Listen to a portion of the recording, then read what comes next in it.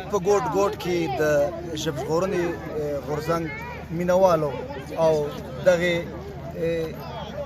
لارې سره لارویانو سلامونه مې ومنئ. موږ سره دمګړی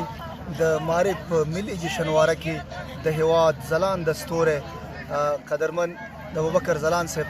شتون لري چې بېګا هم زحمت ایستلی و زمونږ د ننګرهار د پوهنې ریاست د ترانو د ټیم تشویق په موخه راغلی و او همدارنګه د ټول مشرقي بلکې د ټول هیواد ټیمونه وستایل. ځلاند صاحب یو د هغه اشخاصو شخصیتونو څخه دی چې په هیواد کې د مورنۍ ژبې یعنی پښتو لپاره هڅه کوي، زیار ګالي او په دغه لاره کې سترې مبارزې کوي. موږ د ده مبارزه د زړه د تله ستایو او د دغې ژبژغورنې سره موږ خپل ملاتړ اعلانو او همیشه د دو ترڅنګ به په دغه بنسټ کې